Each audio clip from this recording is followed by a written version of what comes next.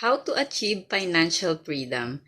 Una sa lahat, ang financial freedom po, ito po ay yung pagkakaroon nyo ng sapat na pera upang mabili nyo lahat ng mga bagay na gusto nyo. Yung nabibili nyo po yung mga gusto nyo na hindi kayo tumitingin sa price tags. At meron kayong mga investments, meron kayong mga cash flow, may ipon kayo, may healthcare kayo, may insurance kayo, at marami po kayong cash flow. Ibig sabihin, marami kayong pinagkakakitaan. Yun po yung definition ng financial freedom. So, ibig sabihin po, hindi kayo namomroblema financially kapag meron kayong gustong bilhin, kapag meron kayong kailangang pagkagastusan, may emergency, meron kayong nadudukot. So, para ma-achieve po ang financial freedom, ano ba ang dapat natin gawin? So, magtuturo po ako ng 3 puntos. Magtuturo lamang po ako ng 3 pointers upang ma-achieve ninyo ang financial freedom. So, napakarami pong pointers pero sa 3 bagay po na ito, sa 3 puntos na ito, sapat na po iyon na ma-achieve yung financial freedom kung isa sa buhay nyo po ito. Una po sa lahat is save and invest wisely. So tayo po agad ay mag-ipon, mag-invest habang may trabaho. I-start po kung kailan tayo nagkaroon ng trabaho, yun yung time para mag-ipon tayo, mag-invest ng maaga sa mga asset na magbibigay sa atin ng income in the future, in the long term, na ito po ay magbibigay talaga sa iyo ng additional income. So, yun na nga po yung katulad ng na-share ko nung naunang video ko. Ako ay nag-invest agad sa real estate. So, talagang naumpisahan ko siya na maaga ever since nagkaroon ako ng trabaho sa abroad.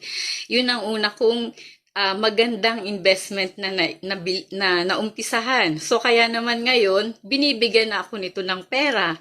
So, nagbibigay na siya sa akin ng income dahil fully paid na napapaupahan ko na yung unit ko at binibigyan ako ng magandang income. So, ang maganda nun, yung income galing sa investment na iyon, iniipon ko rin siya, hindi ko ginagastos at ibibili ko rin ng another investment. So, ganun kasi ako sa buhay.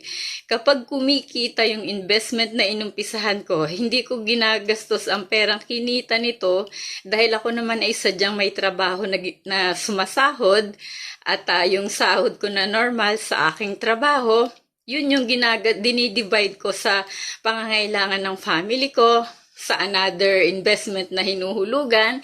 Pero yung mga investment ko na naumpisahan na nagbibigay sa akin ng income, nakasave yung pera na kinikita nun, which is ibibili ko rin siya ng another investment na magbibigay sa akin ng income. So, yun yung pointers number 1 po, save and invest early.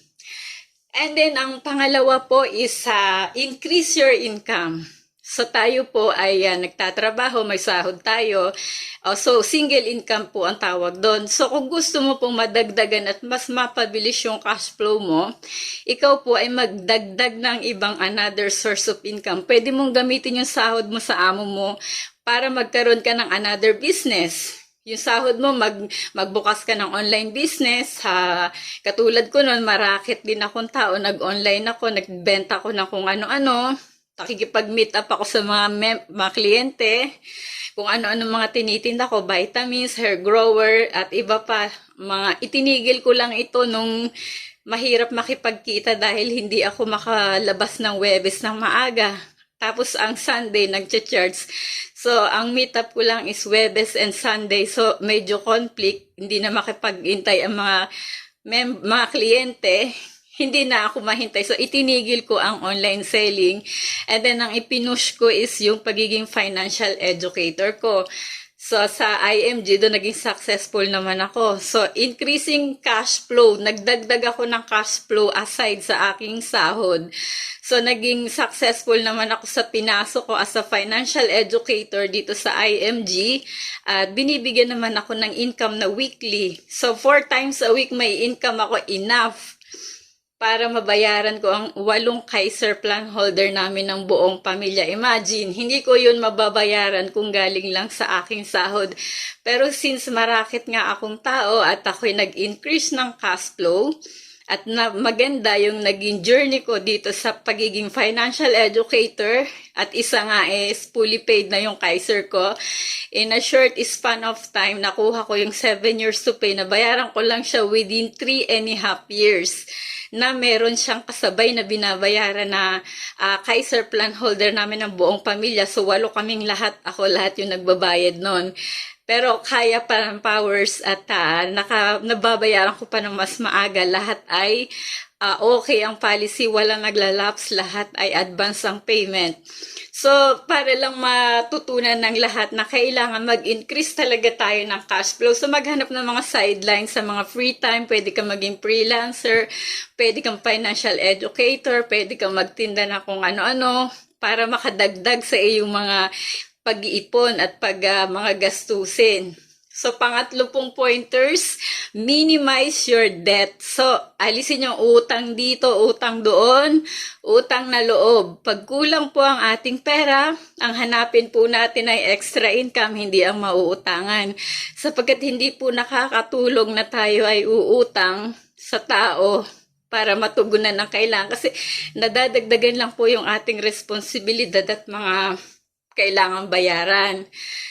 So, naituro ko naman po ang bagay na ito kasi ever since hindi naman po ako pala utang na tao. Kahit sa 14 years ko sa Italia, never ako nangutang sa mga bangko na utangan sa Compass o sa Neos.